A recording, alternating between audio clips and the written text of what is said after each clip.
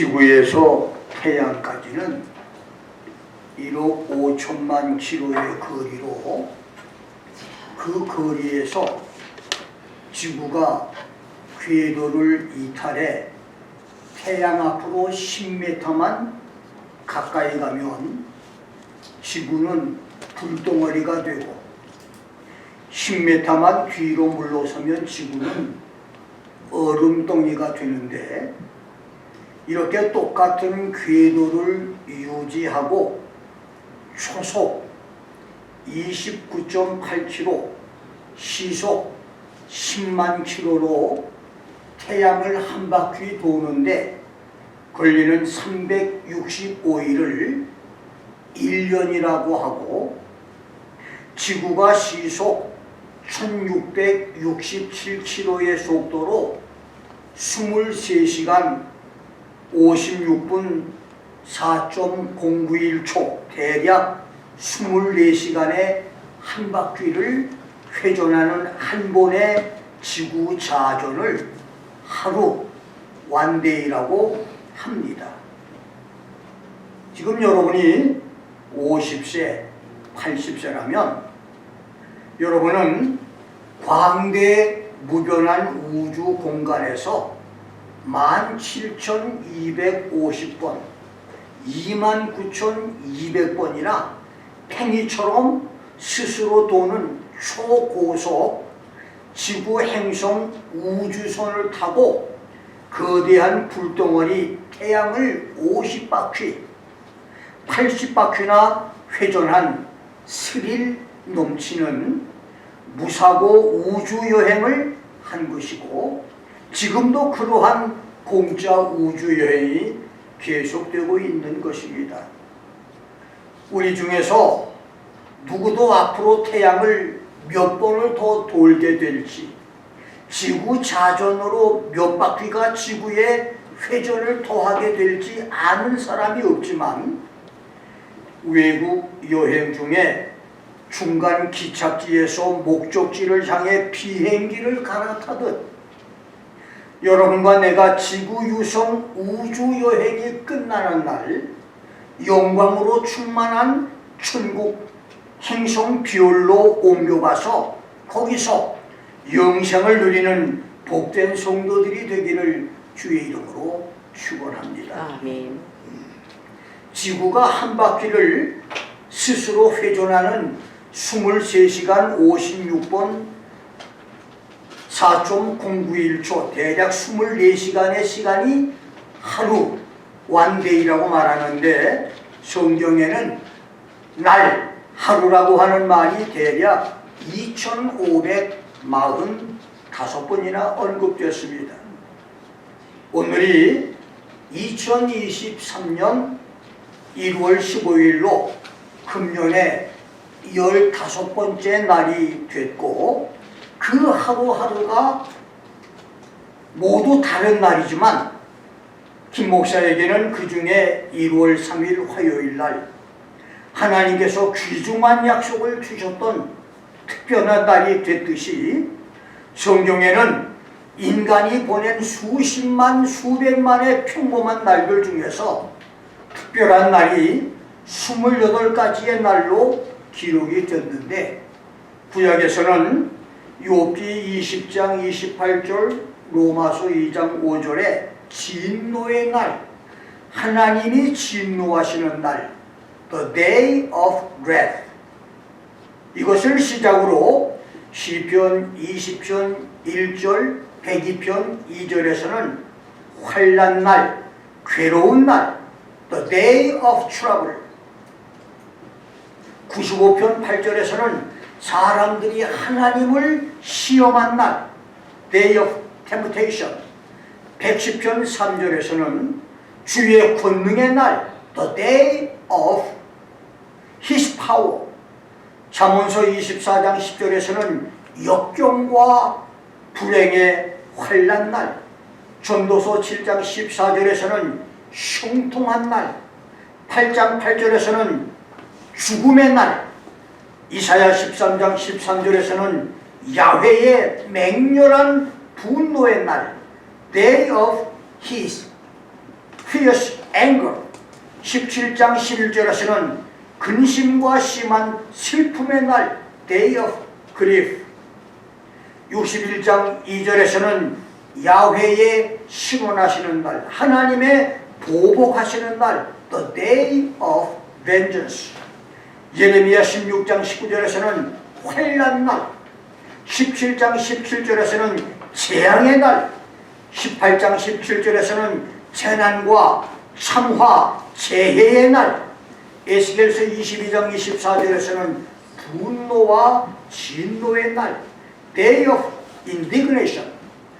요엘서 2장 2절에서는 어둡고 캄캄한 날, day of darkness. 오바댜 1장 14절에서는 고난의 날, day of distress. 스바냐 1장 14절로 18절에서는 야훼의 큰 날, the great day of the Lord. 말라기 3장 2절에서는 메시아의 나타나시는 날, day of his coming 까지 18종류의 특별한 날이 기록됐고, 신약에는 누가복음 17장 30절에서 인자이신 예수께서 나타나는 날, day of the Son's Revelation에서 고린도후서 6장 2절에는 구원의 날, 에베소 4장 30절에서는 구속의 날, 빌립보서 2장 16절에서는 그리스도의 날, 데살로니가전서 5장 2절에서는 주의 날, 베드로전서 2장 12절에서는 주님의 권고하시는 날, day of visitation, 베드로후서 2장 9절에서는 심판의 날, the day of judgment, 3장 12절에서는 하나님의 날, 계시록 16장 14절에서는 전능하신 하나님의 큰 날, the great day of God, the Almighty 등 10가지의 특별한 날이 소개돼서 구약과 신약에서 모두 28가지 종류의 특별한 날이 기록됐습니다. 그 중에서 나는 선지자 이사야, 예레미야, 에스겔, 호세야, 요엘, 아모스, 오바댜, 스바냐, 스가랴, 말라기가 설파한 야훼의 날, the day of the Lord를 중심으로 임박한 야훼의 날을 준비하라고 하는 제목으로 말씀을 전합니다. 첫째, 성경이 가르치는 야훼의 날입니다. 신약 성도들의 최대 관심과 소망은 예수를 구주로 믿고 경건 생활을 하다가 이 세상을 떠난 후에 하늘 천국에 올라가서 영생 복락을 누리는 것이고, 특별히 신약 성도 중에 종말 시대를 사는 성도들의 최대 소망은 거룩하고 경건한 신앙생활을 하다가 예수 공중 재림 때에 예수의 신부로 들림을 받아 산채로 하늘에 올라가는 휴거 성도가 되는 것이고, 휴거에 실패한다면 대환란 때에 예수 신앙 끝까지 지키다가 구원받아 천년 왕국과 영원 천국에 들어가는 것이며, 구약 성도 선민 이스라엘의 최대 관심과 소망은 자신들이 수천 년 동안 기다렸던 메시아가 세상에 와서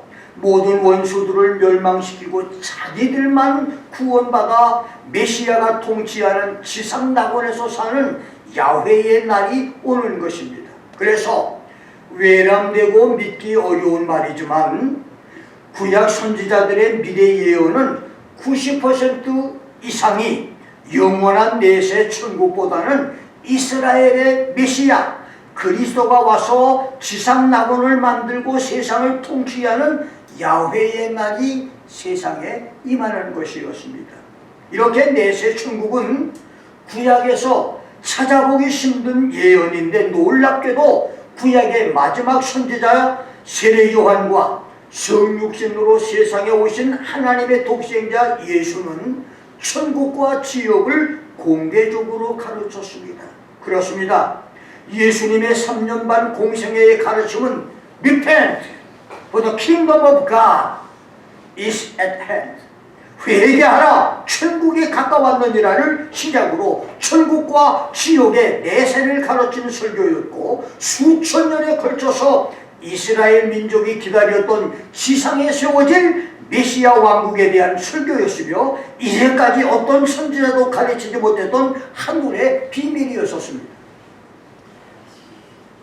야훼의 날을 기다렸던 이스라엘은 메시아가 세상에 오는 그날이 되면 공의로 빈핍한 자, 가난한 자를 심판하고 정직으로 세상의 겸손한 자를 판단하며 그 입에 막대기로 세상을 치며 입술의 기운으로 악인을 죽이는 평화와 공평과 공존의 세상이 되고, 이리가 어린 양과 함께 거하고 표범이 어린 염소와 함께 누우며 송아지와 사자와 살찐 짐승이 함께 있어 어린아이에게 끌리며, 암소와 곰이 함께 먹고 그것들의 새끼가 함께 엎드리며, 사자가 소처럼 풀을 먹고 젖 먹는 아이가 독사의 구멍에서 장난하며 젖된 아이가 독사의 굴에 손을 넣을 것이며, 나의 거룩한 모든 곳에서 해됨도 없고 상함도 없을 것이니, 이는 물이 바다를 덮음같이 야훼를 아는 지식이 세상에 충만할 것이다. The earth shall be full of the knowledge of the Lord, as the water cover the sea. 이 말씀과 길은 로마로처럼 예루살렘을 향한 크고 작은 길들이 씨줄과 날줄처럼 건축될 것이라고 하는 이사야 11장 1절로 9절, 15절로 16절을 믿었고, 지구촌에 야훼의 날이 오면 그때 소경의 눈이 밝아지고 귀머거리의 귀가 열리며 저는 자는 사슴같이 뛰게 되고 벙어리의 혀는 노래하며 모든 질병과 핸디캡이 사람들에게서 없어지고 언어의 장벽도 없어지며 광야에서 물이 솟고 사막에서 시내가 흐를 것이며 뜨거운 사막이 변해 못이 되고 메마른 땅이 변해 원천이 되고 시랑에 누웠던 곳에 풀과 갈대와 푸들이 나며 지구촌은 새로운 에덴 동산이 되고 거기에 구속함을 얻은 깨끗한 자들이 다니는 대로가 있어서 그 길을 거룩한 길이라 일컬을 것이며, 거기는 사자가 없고 사나운 짐승이 그리로 올라가지 않을 것이며, 야훼 하나님께 속량함을 얻은 사람들이 돌아오되 노래하며 시온에 이르러 지구촌에 흩어진 유대인 디아스포라가 모두 예루살렘과 이스라엘로 돌아오고 그 머리 위에 영영한 실학을 띠고 기쁨과 즐거움을 얻으리니 슬픔과 탄식이 달아날 것이다. 더 이상 인간의 슬픔과 비극과 탄식과 저주가 없을 것이라고 하는 이사야 35장 5절로 10절의 예언을 그대로 믿었습니다. 그러나 이것은 선민 이스라엘이 야훼의 날이 끝났을 때 그렇게 된다는 야훼의 날의 좋은 결과만 알고, 야훼의 날들이 계속되는 동안에 일어날 비극적 심판 재앙 사건은 몰랐던 무지의 소치였습니다. 이스라엘은 하나만 알고 또 다른 하나는 몰랐습니다. 그래서 하나님의 아들이 그리스도와 메시아로 자기 땅에 왔지만 자기 백성이 영접지 않고 거절했으며 죄인으로 정죄하고 십자가에 못을 박아 죽였으며 지금까지도 예수를 거역하고 있는 것입니다. 그렇습니다.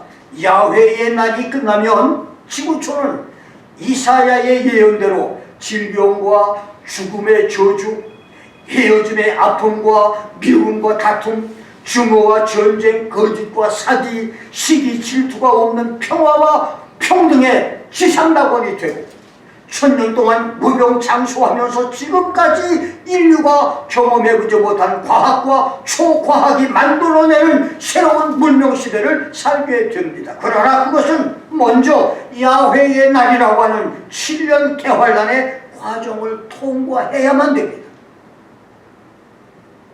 성경이 예고한 야훼의 날을 여러분에게 소개한다면, 첫째, 이사야 2장 12절로 21절에서는 지구촌의 모든 교만한 자, 거만한 자, 자고한 자를 낮아지게 만드는 날, 그들이 여호와의 진노를 피해서 암혈과 토굴로 도피하는 날, 모든 우상이 지상에서 사라지는 날이라고 했고, 이사야 13장 6절로 22절에서는 야훼께서 맹렬한 분노로 땅을 황무케 하고 그 중에서 죄인을 멸하시고 해와 달과 별들이 빛을 잃고 어두워지며 하늘을 진동시키며 땅을 흔들어 그 자리에서 떠나게 하고 The Lord shall shake the heavens and the earth shall remove out of her place. 거대한 천재지변으로 지축과 지각이 변동돼 지형이 바뀔 것이고 사람을 정금보다 희속해 하고 오빌의 순금보다 희귀하게 하는 날이라고 했으며, 이사야 34장 1절로 7절에서는 하늘의 만상이 사라지고 하늘들이 두루마리처럼 말리는 날이다. All the host of heaven shall be dissolved, and the heavens shall be rolled together as a scroll. 야훼의 칼이 페트라와 아메게돈에서 이스라엘을 대적하는 군대를 파멸하는 날이라고 했으며, 네 번째 예레미야 46장 10절에서는 야훼께서 대적에게 원수를 갚는 날, 에스겔서 30장 3절로 9절에서는 지구촌에서 이스라엘을 괴롭히던 대적들, 에스겔 당시는 애굽과 구스와 붓과 룻과 굽과 아수르와 바벨론과 그들의 동맹국가들이고, 21세기는 러시아를 비롯해서 지구촌에서 유대인 디아스포라를 박해하는 모든 자들을 파멸하는 날이며, 여섯 번째 요엘서 1장 15절로 3장 14절에서 선지자 요엘은 아마겟돈과 그리스도의 지상의 재림의 날을 야훼의 날로 말하면서 그 날을 어둡고 캄캄한 날, 빽빽한 구름이 낀 날, 자고 이래로 없었고 이후 세세에 없을 날, There has not been ever the like it, neither shall be any more after it, even to the years of many generation이라고 지칭하고 그 날에 있을 44가지를 예언을 했으며, 선지자 아모스는 아모스 5장 18절에서 20절과 8장 11절로 14절에서 야훼의 날을 어둠의 날이고 빛의 날이 아니며 지구촌 어디를 가도 누구를 만나도 야훼 말씀이 없고 들을 수 없는 영적 기근과 영적 기간의 날이라고 했고, 9장 11절로 15절에서는 야훼의 날이 끝나고 메시아 시대가 될 때에 야훼의 이름을 일컫는 이방인의 남은 자들이 야훼의 소유가 돼서 만국을 통치하게 될 것을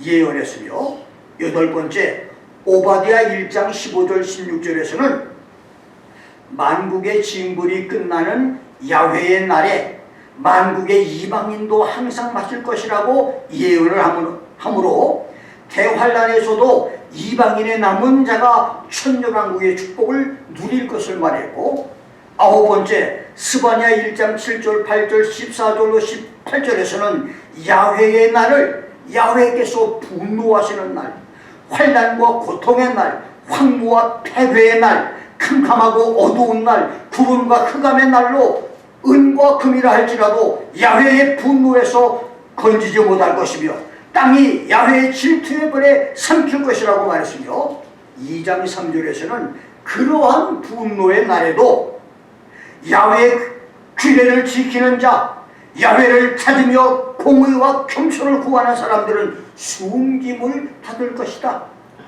Seek righteousness, seek meekness, perhaps you shall be hidden 이라고 했으며, 열 번째 스가랴 14장 오늘 본문에서는 야훼의 날을 1절로 3절에서는 아마겟돈 전쟁의 날로 말했고, 4절로 8절에서는 메시아의 지상 재림으로 거대한 지진이 생겨서 감람산이 양쪽으로 갈라지고 대협곡이 생기면서 그 골짜기에 생명수 강이 흐르게 되는 날로 말했으며, 9절로 11절에서는 메시아의 통치를 예언했고 12절로 15절에서는 예루살렘을 공격한 적그리스도의 군대의 멸망, 16절로 21절에서는 아마겟돈에 참전했던 군인들이라 할지라도 666 적그리스도의 짐승의 표를 받지 않는 사람은 남은 자가 되어서 천년왕국에 들어가고 지상의 통치자 야훼 예수를 경배하고 예배할 것을 예언했으며, 말라기 4장에서는 야훼의 날을 교만한 자와 악을 행하는 자를 초계같이 태워버리는 풀무불 같은 날과 크고 두려운 날이라고 했고, 여호와의 이름을 경외하는 사람들에게는 의로운 해가 떠올라서 치료하는 광선을 달하는 날이라고 했고, 12번째 데살로니가전서 5장 2절에서는 예수의 공중 재림을 가리키는 야훼의 날을 밤에 도적같이 이르는 날로, 데살로니가 후서 2장 1절로 12절에서는 야훼의 날을 배도자여 불법의 사람인 멸망의 아들 적그리스도가 지상에 나타나는 날이라고 말을 했습니다. 이렇게 성경에 기록된, 성경에 가르치는 The Day of the Lord, 야훼의 날은 어떤 특별한 사건이 일어나는 스페셜 데이, 어떤 한 날이 아니고 예수의 공중 재림과 성도의 수고에서 7년 태환란의 긴 기간과 아마겟돈 전쟁과 메시아의 지상 재림과 천년 왕국이 시작될까지의 모든 과정을 포함한 트랜지션 피리어드, 과도기를 가리킵니다. 선민 이스라엘은 야훼의 날 마지막인 메시아 지상 나고만 믿고 마지막 때에 인류가 당할 지구 문명 괴멸과 자연 파괴, 인류 파멸의 저주 재앙과 메시아 재림으로 당할 심판 재앙인 야훼의 날의 과정은 믿지 않았습니다. 그것이 이스라엘의 천여 일질이고 대실수였습니다. 야훼의 날을 밝히 알아서 그 날들을 준비하는 지혜의 축복들이 있기를 주의 이름으로 축원합니다. 두 번째, 수고로부터 시작되는 야훼의 날입니다. 진실하고 정직한 성도들과 수억의 어린아이들이 눈 깜짝할 찰나 순간에 지상에서 증발해 사라지는 수고는 인류가 6천년에 걸쳐 경험했던 많은 사건 중에서 최대의 미중유 사건, 전무후무하고 불가해한 사건, 불가사의의 신비 사건이 될 것입니다. 성경은 예수의 공중 재림과 성도의 수고가 있다고 기록을 했습니다. 역사적 전천년설을 믿는 사람들은 예수께서 천년 왕국 전에 지상에 한 번 재림하시고 단회 재림을 말하며 공중과 지상에 두 번 재림하지 않는다고 주장을 하지만, 성경은 예수께서 공중 재림과 지상 재림할 것을 명백하게 기록을 하고 있습니다. 먼저 성도들을 위해 오시는 예수의 공중 재림입니다. 바울은 데살로니가전서 4장 14절에서 우리가 예수에 죽었다가 다시 사심을 믿을진데 이와 같이 예수 안에서 자는 자들도 하나님이 저와 함께 데리고 오시리라. Even so, God will bring with him those who have fallen asleep in Jesus라고 했고, 16절로 17절에서는 주께서 호령과 천사장의 소리와 하나님의 나팔로 치니 하늘로 쫓아 강림하시리니 그리스도 안에서 죽은 자들이 먼저 일어나고, The Lord himself shall descend from heaven with a shout, with the voice of the archangel, and with the trumpet of God, and the dead in Christ shall rise first. 그 후에 우리 살아남은 자도 저희와 함께 구름 속으로 끌어올려 공중에서 주를 영접하게 하시리니 Then we who are alive and remain shall be caught up together with them in the cloud to meet the Lord in the air. 그리하여 우리가 항상 주와 함께 있으리라고 말했으니 이 말을 자세하게 설명한다면 첫째, 예수께서 우렁찬 호령과 천사장의 소리와 하나님의 나팔 소리와 함께 하늘에서 구름이 있는 공중으로 오시고, 두 번째는 그때 예수 안에서 잠자는 자들, 죽은 구약 성도와 신약 성도로 그들은 영혼은 천국 낙원에 있고 몸은 지금 시체로 땅속에 묻혀있는 사람들로 성경은 그들을 잠자는 자들이라고 말했는데, 그들을 주님께서 부활시켜서 공중으로 데려오신다는 얘기입니다. 그 다음에 그러니까 죽은 성도들, 현재 몸은 땅속에 있지만 그 영혼들은 천국 낙원에 있는 그들을 데리고 온다는 얘기입니다. 그래서 공중에서 주님이 그들을 만나신다는 거예요. 세 번째, 공중 하늘에서 울려 퍼지는 나팔 소리와 함께 먼저 예수 안에서 죽어 잠자고 있는 성도들이 잠에서 일어나 공중으로 올라가 거기서 자기들의 영혼들과 하나가 돼서 부활의 몸이 되고, 그 후에 지상에 살아남아있는 성도도 진공청소기에 빨려 들어가듯이 구름 속으로 끌어올려가서 공중에서 주님을 영접한다는 말입니다. 만일 예수 재림이 한 번만 있는 단회 재림이라면 공중에서 예수를 만난 부활 성도와 살아있는 수고 성도 그리고 어린아이들까지 부활의 몸이 된 수억의 사람들이 예수와 함께 곧바로 공중에서 지상으로 내려와 7년 대환란을 당해야 되는데, 과연 예수께서 대환란을 경험하게 하시려고 부활 성도, 수고 성도를 지상으로 데려온다는 말입니까? 그들에게 지구촌 대환란의 비극 참상을 강 건너 불 구경하듯 구경을 시키기 위해서 데려온다는 말입니까? 이것은 비성경적이고 논리나 이론도 맞지 않으며 설득력이 없는 주장입니다.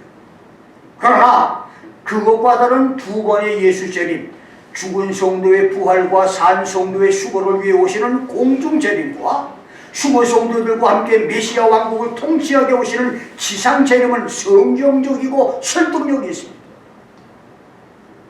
성경은 예수께서 공중으로 재림하여 부활 성도와 휴거 성도와 어린아이들을 구름 속 공중에서 만나 그들을 데리고 하나님이 계신 하늘 예루살렘으로 올라가서 어린 양의 하늘 공중 결혼식을 하고 성도들의 공력에 따라서 상급과 천국의 기업을 주시고 7년의 행복한 신혼생활을 마친 후 7년 대환란이 끝난 지상으로 예수께서 성도들, 그들이 몇 사람이 될지는 알 수 없지만 마태복음 19장 28절에서는 예수님이 지상에 재림할 때 12제자를 데리고 온다고 했고,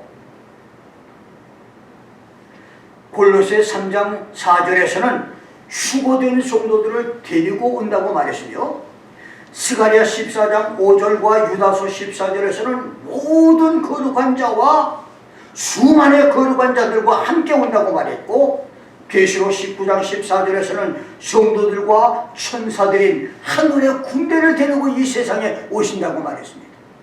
이건 분명히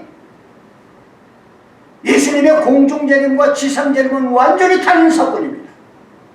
예수님이 이 세상에 성도들을 데리고 오실 때에 마태복음 26장 64절, 사도행전 1장 11절, 계시록 1장 7절에서는 구름을 타고 오신다. He is coming on the cloud of heaven.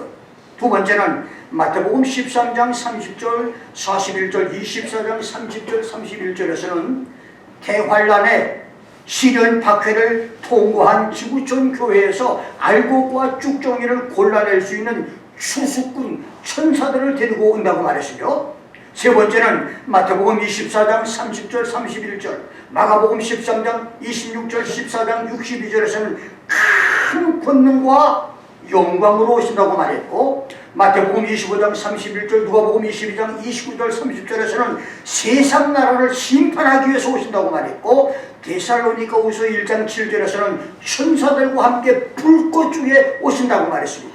The Lord Jesus shall be revealed from heaven with his mighty angels in flaming fire. 그렇습니다. 예수의 지상 재림은 공중 재림과는 전혀 다른 모습입니다. 그래서 예수 재림은 공중 재림과 지상 재림의 전혀 다른 두 번의 재림이 있습니다. 그리고 성도의 수고로부터 시작되는 야훼 하나님의 날, 야훼 예수의 날은 7년 동안 계속되는 지구 파멸과 대환란의 세월이 될 것입니다. 야훼 날이 시작되기 전 복된 수고 성도가 되기를 주의 이름으로 축원합니다. 마지막 세 번째로 임박한 야훼의 날을 준비하라입니다.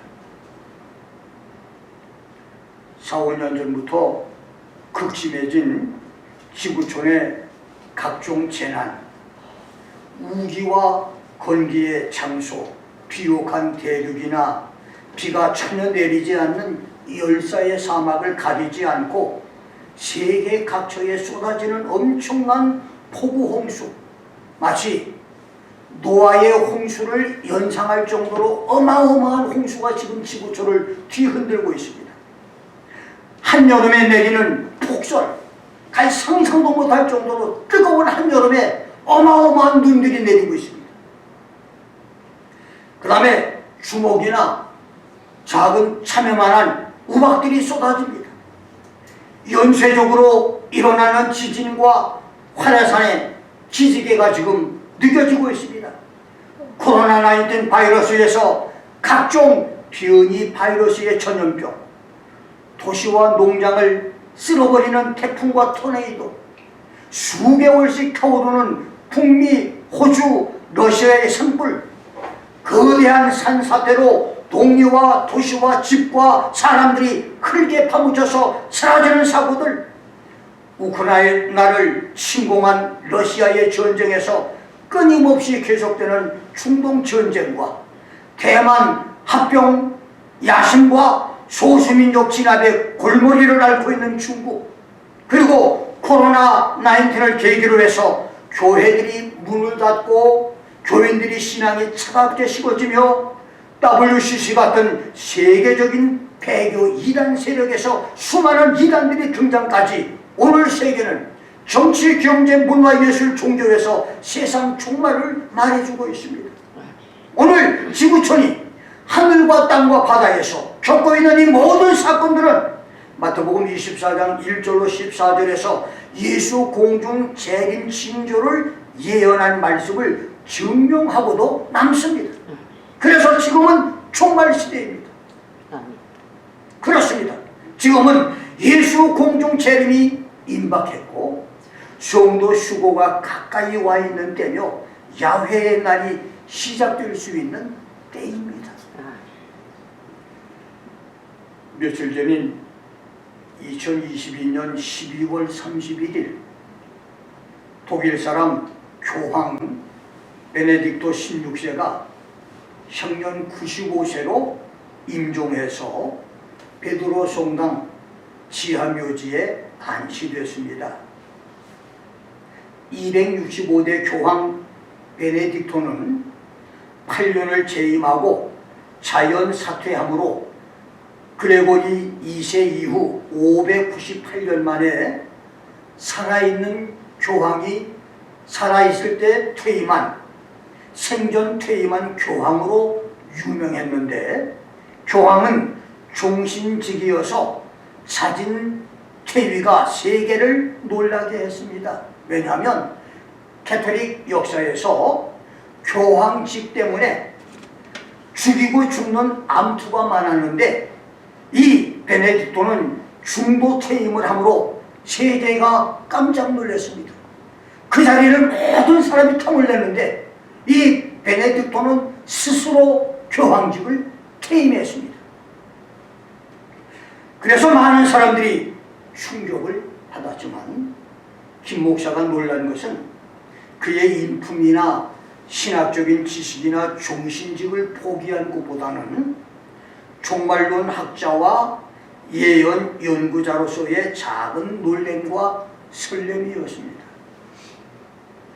아일랜드 출신 수도원장과 추기경과 교황 대사를 지낸 말라키 대주교, 1094년에서 1148년까지 살았던 이 말라키 대주교는 자신이 생존했던 12세기 초반부터 최후의 심판이라고 부르는 가톨릭의 마지막 교황까지 112명의 출신지와 특징과 재임 기간, 상징적 의미와 교훈에 이르기까지 가톨릭 교황들을 112명의 예언을 했는데, 놀랍게도 그의 역대 교황 예언은 모두 적중을 했습니다. 말라기의 교황 예언은 첫 번째인 165대 첼레스티노 1세를 시작으로 마지막 112번째인 266대 교황으로 끝났는데, 말라기는 로마 가톨릭 법왕 정치가 112번째 교황을 마지막으로 교황 시대가 끝나고 하나님의 심판이 있다고 예언을 했습니다. 말라기는 1139년부터 계시를 받아 예언을 기록한 후 당시 교황이었던 이노첸트 2세에게 자기가 받은 계시를 전달해 주었지만, 교황은 그의 계시를 무시해버리고 그 계시들을 교황청 서고에 묻어버렸습니다. 그러다가 1595년 베네딕토 수도회의 아놀드 비용 수사가 말라키 예언 기록을 발견하고 그것을 책을 만들어 세상에 알려지게 됩니다. 말라기 예언에서 말라키는 110번째 교황, 가톨릭 제264대 교황인 바오로 2세를 태양의 신부라고 불렀는데, 그의 말대로 바오로 2세는 신기하게도 일식기간에 태어났다가 일식기간에 죽습니다. 그러니까 태양의 신고, 태양이 고통을 당한다는 얘기입니다. 태양이 달에 가리워서 일식현상으로, 놀랍게도 이 교황 바오로 2세는 일식기간에 태어났고 죽을 때 일식기간에 죽습니다. 놀라운 일입니다. 그 다음 111번째 베네딕토 16세 가톨릭 제265대 교황을 올리브의 영광이라고 표현했는데, 베네딕토가 만든 수도회가 있는 곳을 올리브의 산이라고 부르니 또한 신기한 일입니다.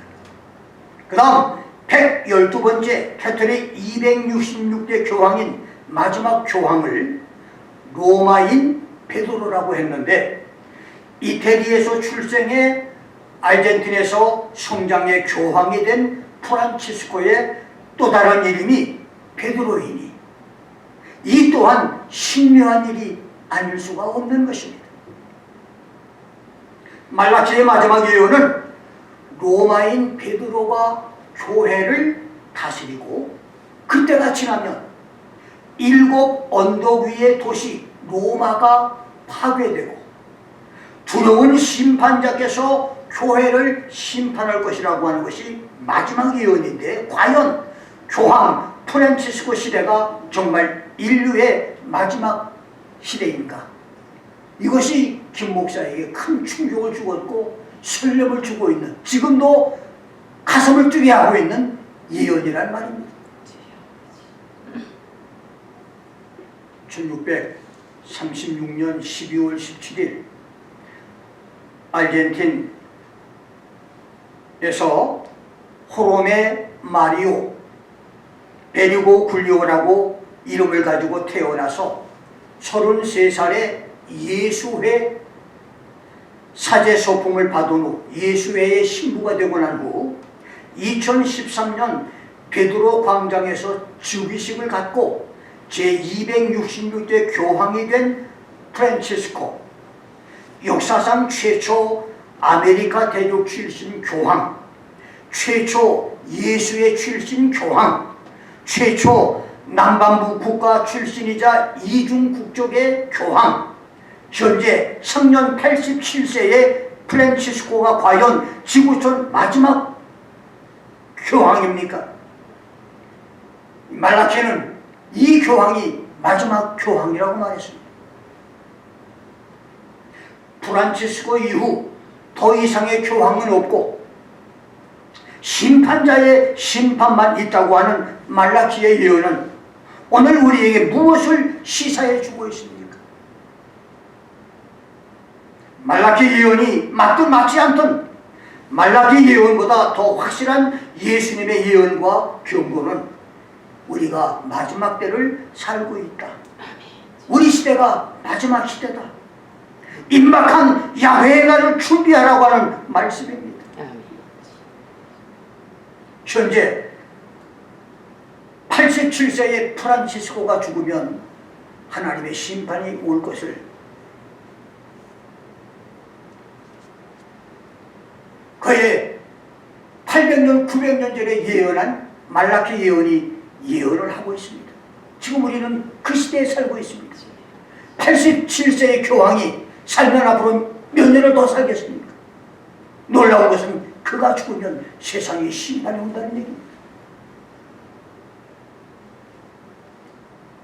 야훼 예수께서 휴거 성도를 데리고 지상에 다시 오셔서 천하의 왕이 될 것을 예언한 선지자 스가랴는 야훼께서 아시는 한 날이 있으리니 낮도 아니요 밤도 아니라 어두워갈 때에 빛이 있으리라. It shall come to pass that at the evening time there will be light. 이렇게 말했습니다. 날이 저물어 붉은 태양이 산을 넘고 바다를 넘어 사라져갈 때 새로운 빛이 나타나듯 선셋의 일몰 유럽이 빛을 잃어갈 때 야훼의 날이 올 것입니다. 야훼의 임박한 날을 준비하십시오. 여러분이 주일을 성수하고 11절을 들으며 전도하고 이웃을 고대하고 정직하게 살고 선행을 베풀며 성경을 읽고 선교사를 돕는 것은 노아가 방주의 양식을 저장하듯 야훼의 날을 준비하는 것입니다. 아멘.